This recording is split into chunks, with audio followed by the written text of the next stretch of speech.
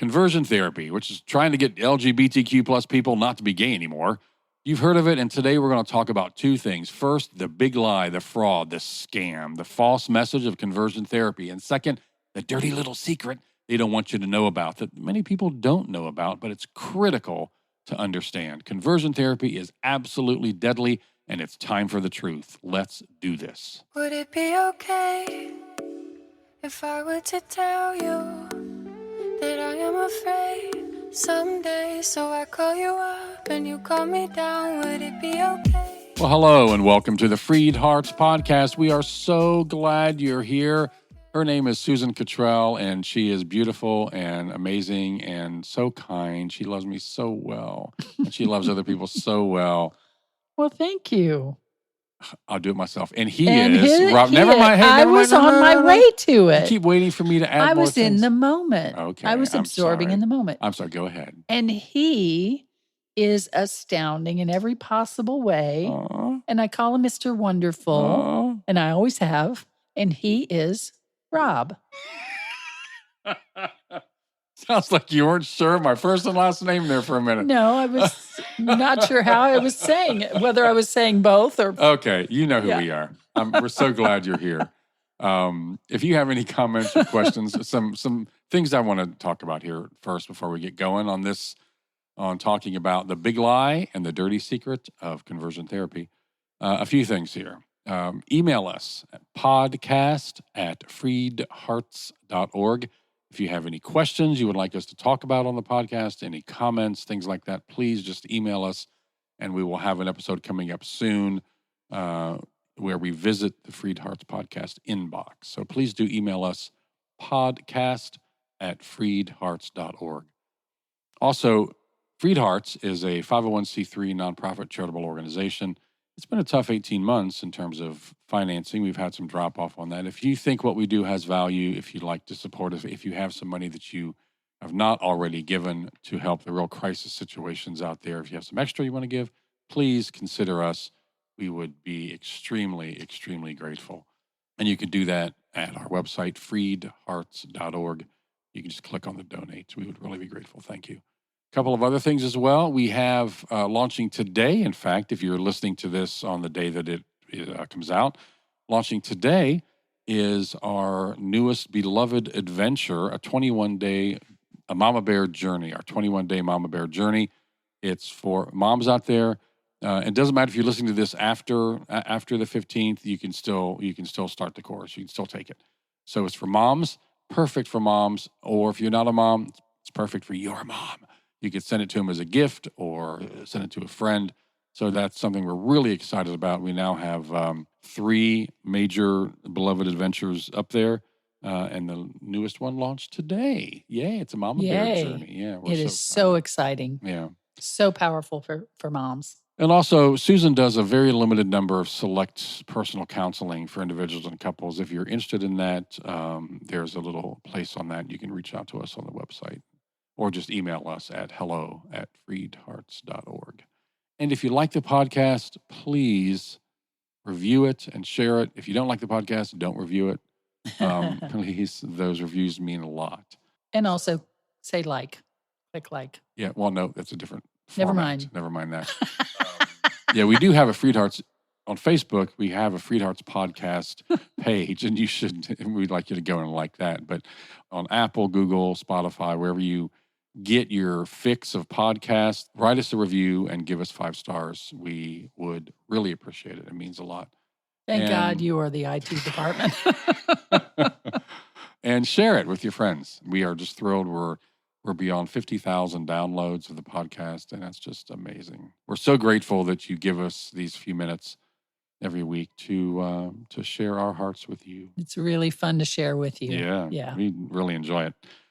Okay, now let's completely switch gears and talk about something negative here. Conversion therapy. You probably know what this is, but it's basically trying to get LGBTQ people not to be gay anymore. You've heard of it, and today we're going to talk about 2 things about this that I think it's critical that we know. First is the big lie, the fraud, the scam, the false. I need dramatic music. The big lie. Can't help you. You're the IT department.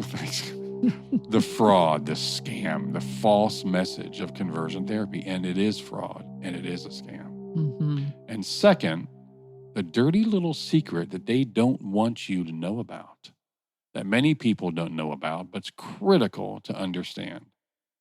Conversion therapy is deadly, and it's time for the truth. So let's do this. So first, the fraud, the scam, the big lie. What is it?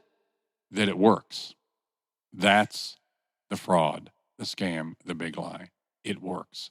You hear this in testimonies out there from like the changed movement and people like Beckett Cook and others who I don't even want to give a name for, but it's, I'm changed, I'm not gay. No, they're not. It doesn't work.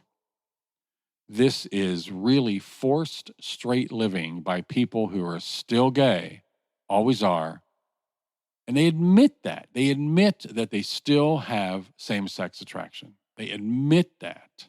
Don't blow over that part right there. So someone says, a Beckett Cook or whoever says, I'm part of the changed, quote, changed movement. I've been changed. Yet they say, I still have same-sex attraction. Well, hello, you're still gay. You haven't been changed. And most of the time, like the leaders of Exodus, like Polk, the old leader of John Polk, right? Jonathan Polk, I think. Yeah. John. They eventually admit it because it's a horrible life to live. It's a horrible life to live, but through the pressure of the church, through other motivations that may be financial or whatever, or shame or whatever it is, they have decided, made the choice to live a straight life when they're really still gay. So that's the fraud, that's the scam, that's the big lie. It doesn't work. The truth is it doesn't work. Susan, the families, I've been talking too much here. No, you're great. The families that are caught up in this. Yeah. You know, you think of someone like that is gay, a gay man who decides, all right, I'm going to resist. And marries and has children. Yeah. And they marry saying, if I marry in faith, then I'll become attracted to my wife. Then I'll become straight. It's like, so your wife is now an unwilling or willing participant in this scientific experiment you're doing on your sexuality? That's just, wow. Yeah, and they say, well, you don't have to fall in love with every woman, just one. Well, okay, if I'm that man and I say, well, honey, I'm attracted to absolutely no women at all, but I can tolerate you. You know, I can learn to be attracted to you if I close my eyes and think of something else. I'm sorry, whatever. And by the way, honey, who I am attracted to are all the guys that I see every day. Not all the guys. You know what I mean? Yeah. You know what I mean? What a horrible way to live. And you end up like Polk, you end up getting divorced. And then she now continues on and the kids are wounded by that. And oh my gosh, what a so nightmare. Much devastation. So much devastation on this, who are caught up in these truly unchanged people. You know, and you said that they'll tell you that they're gay still or same-sex attracted still, they might phrase it. And it's true, but we've seen this on TV and in conferences or whatever, where they actually just lie and say, no, they're straight now. But, you know, we've talked to Alan Chambers, for example, after closing down Exodus. And he said, oh, all those guys, I know all those guys. They're all still gay. Mm-hmm. They tell me they're still gay.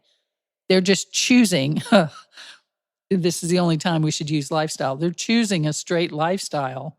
They're choosing to pretend to be straight or think that they're straight, but they're not. And so it's just really interesting. Yeah. If they tell the truth, then they're well, they don't have their gig anymore. That's right. The gig is up. Yeah. That's exactly all their following, all their paid traveling to speak and all that. Again, if we had gotten married and you were like, honey, you're the only woman I've ever even thought possibly I could be attracted to, maybe, I'd be like, you know, I don't want to be part of this. Yeah. I'm not up for that. Yeah, and I'm going to have to really, really try to resist the thoughts I have about other men. Right. It's like, go be gay because I want to marry somebody who's straight. Right. Okay. Right. Go ahead. Well, and what conversion therapy does, what this does is it gives church an answer to this so they don't have to face the truth. And the lie, it's critical to maintain the fraud, the scam, the big lie, that it's possible to be changed, that it works, because it gives them a way that they don't have to face the truth. You know, it's very similar to love the sinner, hate the sin, isn't it? Yeah. It's a plausible defense. That's right. It's like, well, we have an answer for these people. They can be changed, they can go to therapy and be changed. And, conversion therapy is neither. Ex-gay therapy is neither, but it's a plausible excuse. Yeah. And it's the message that you're not God's ideal. You may be who you absolutely. are. Okay, we'll give you the fact that you're created this way, but it's not God's ideal. It's the love. Wait, let me get it right this time. Love the sinner, hate the sin. What did we call that last time? BS. Yeah, BS. There you go. You want to get slammed every episode, get explicit ratings every episode. Right. Although that'd be kind of fun. Not that way, just speaking our minds. Now, the damage from conversion therapy, and there are some great movies out there. The newly released Netflix documentary called Pray Away, Boy Erased with Nicole Kidman and Russell Crowe. And there are others like that. But the severe damage from this, just imagine with me for a moment that you're gay. You love God, you love Jesus, you're a Christian, you're gay.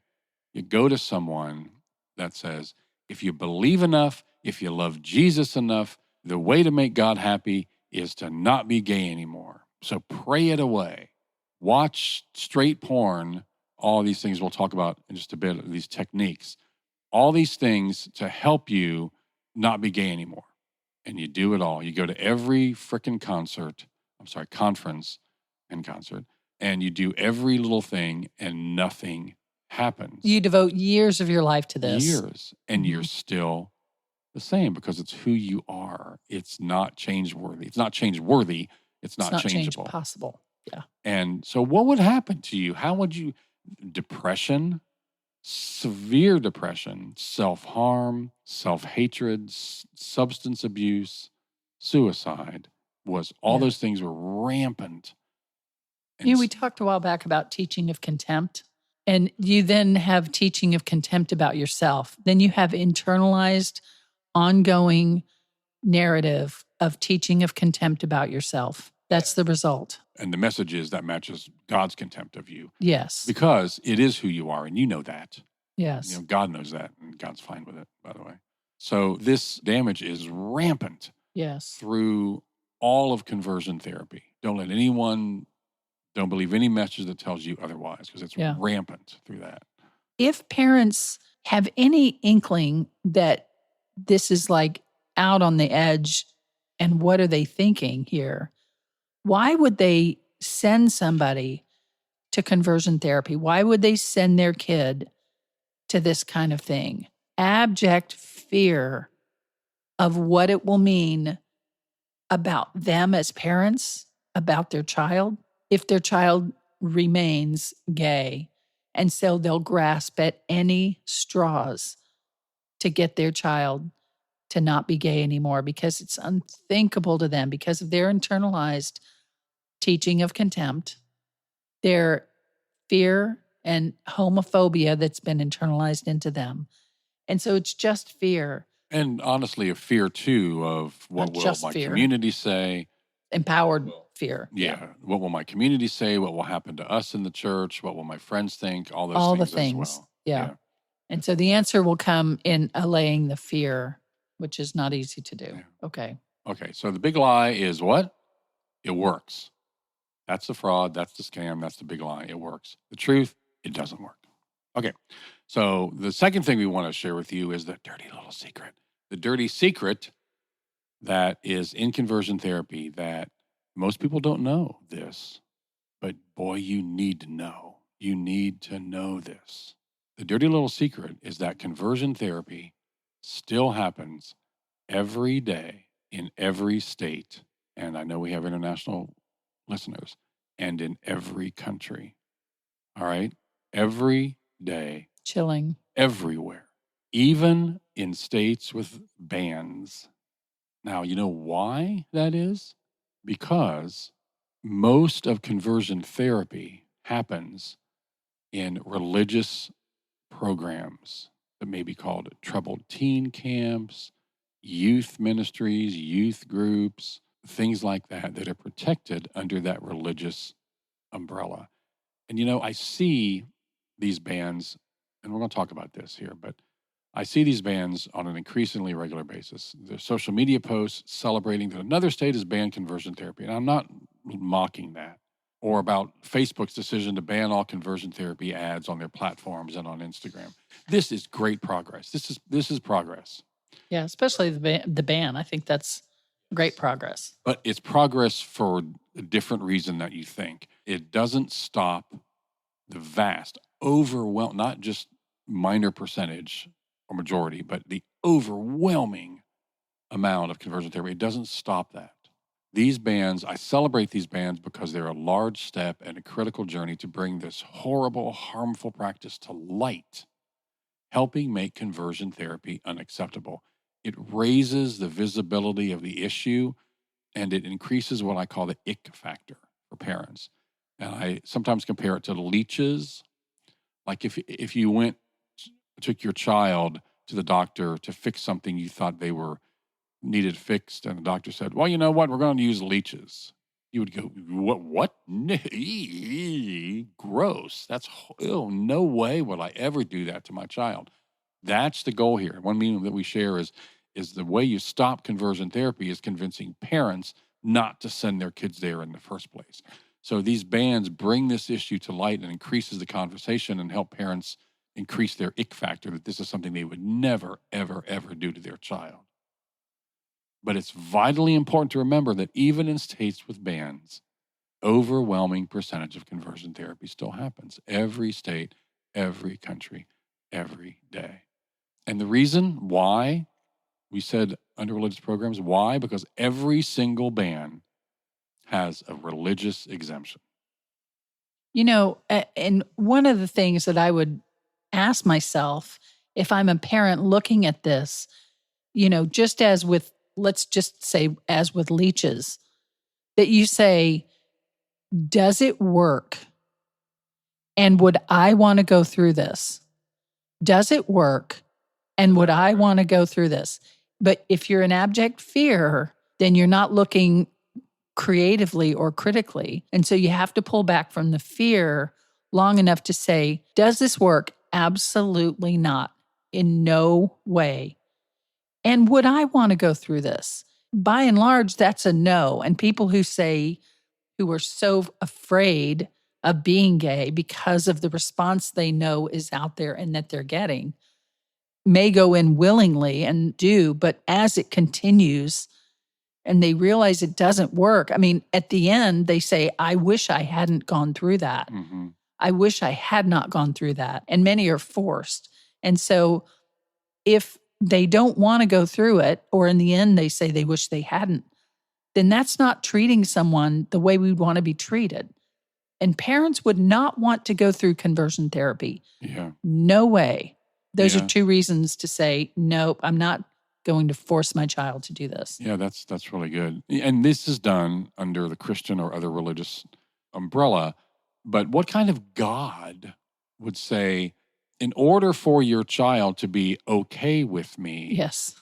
I need them subjected to torture? Gosh. Think about that for a minute. It's all whacked out, but because Yeah. of the fear and the lies and the fraud and the scam and the supposed Twisted success stories and interpretations. twisted scripture, you parents out there who, parents out there, not you again, because I know our listeners, but I will tell you, parents that would consider this. You have I'm sure parents. you do. Mm-hmm. Some of you have parents that consider this. Some of you went through this, and God, I'm so sorry. So sorry. So sorry. But that's why this whirlwind of confusion is out there, and fear, and you got to do this now. Well, what kind of God would ever want to subject your child to torture in order to to be something that God can finally accept. That's just crap. That's just awful. So the deadly little secret is every band has a religious exemption. Most conversion therapy that happens is in protected churches, religious nonprofits. I don't even want to tell you who they are. But, Exodus went away, but several people from Exodus just started something brand new, and it's out there. But should we name it or no? No. Okay. So protected churches and religious nonprofits under programs, like I said, as troubled teen camps and weekends led by pastors and youth ministers and other non-professional counselors, every state, every day. You're going to say something? Yeah, and at the end of the movie, they said when we realized, Pray Away, at the end of the movie, they said when we realized, when all of this came clear that this does not work and Exodus closed down, we thought that would end conversion therapy. But no, the people who were incentivized by money just moved on into other areas and power. They just created it elsewhere. And they said, as long as homophobia exists, conversion therapy will exist. And there's a lot of homophobia out there. And there are new faces on the rise. And a lot of progress too. I don't want to be a gloom. And just so you know, and you get some of this, you don't really get this in Pray Away. You get some of it in Boy Erased. But Susan, you were part of an ABC 2020 episode. Yeah. Back, I think you can search for it. It's called A Boy Named or A Boy Called Lucas. You can search for that and watch it if you want. But it talks about some of the techniques of conversion therapy. Oh my gosh. And I don't even want to trigger anybody by describing them. Okay. Well, it's the worst kind of mental, physical, and spiritual abuse. Yeah. The worst kind of mental, physical, and spiritual abuse. And we've talked about how the results are just deadly. Yeah. So what can we do here? First and foremost, like I said, people who have children the parents are considering something like this. People whose parents are considering something like this. Speak the truth. Just speak the truth. Give them resources. Again, the lie and the secret, and to share this with them. Come alongside them to try to bring some truth and light into their lives. But what can we do? We certainly can keep working to bring about more bans. Absolutely. To increase public awareness. And we must reach the parents, understanding that the key to ending conversion therapy is helping parents not send their kids there in the first place. Let's reveal it as so disgusting, which it is, so damaging, so culturally unacceptable that a parent would never even consider sending their child to something so evil and deadly. Come alongside parents on their journey so they know they're not alone. Help them understand their children, keep them safe, keep their family strong, and help reconcile faith issues. That's really what we do. Is we hear every single day from LGBTQ people who are suffering from trauma, from community, family, and religious wounds, and we help them with that. And we hear every single day from parents who are searching for answers. We respond to everybody that reaches out to us, everyone. And we really focus now a lot on the deconstruction of faith, coming out of a false Christianity, a religion that touts stuff like this and teaches and believes in stuff like this, coming out of that ingrained faith, deconstructing that. And what you find amazing when you open your box, all heaven breaks loose. What you find when you deconstruct is a spirituality that is incredibly beautiful and fulfilling and satisfying, more so than we ever thought possible. And that's a lot of what we do now through the podcast and through other things as well. So that's what we do every day. And it's working, yeah? Yes. It's working. Yeah. We've connected with hundreds of thousands of parents, helping them accept and fully affirm, accept, and celebrate their LGBTQ plus children. Yeah, and to remember that they're worthy, that they matter, that they're beloved, that they belong. That's really the key point here, for people to realize that about themselves and about their children. And I know also you love talking with LGBTQ people. I do. And we've connected with hundreds of thousands in the LGBTQIA plus community to help with those deep religious wounds, those family and community wounds. so that they know that they're worthy, that they matter, that they're beloved, that they belong. Yeah. Can I say, I just want to tell people to stay strong and hopeful and dedicated. Yeah. That's really important in this because it can feel like an absolute onslaught. And coming from a system that you may have been raised in, or you have other things tied to, like your entire community, and it's deeply ingrained, and saying that it speaks with God's voice, that's hard. That's hard to deal with sometimes. But they're getting slicker out there. Like you mentioned with Exodus, they thought they would go away, but it didn't. It just started up again with other people. There are new faces on the rise. Yeah. There are new faces on the rise, but we believe things are changing, yeah? Yeah, and that lies are being exposed and truth is being revealed. And conversion therapy's dirty little secret is becoming not so secret. So stay diligent. Be kind to yourself. If you know people who have been through this, please reach out to them. Come alongside them. They need to know they're beloved as they are for who they are. Don't buy into the fear. And as much as you can, find your own little piece of ground where you're standing and your own peace. And don't buy into the fear. Fear is like wildfire. And we need to just find our own sanity and peace here. Yeah. And not react to the fear. That's so good. Yeah, come alongside people, parents, LGBTQ+. Come alongside them, let them know they're not alone. And you know what? You're not alone either. That's right. We love you. You are We love beloved. you so much. Stay strong. Stay connected. Stay hopeful. Things are changing. We love you. We'll see you next time. Bye. Bye. Would it be okay if I were to tell you that I am afraid someday, so I call you up and you call me down? Would it be okay? You've been listening to the FreedHearts podcast.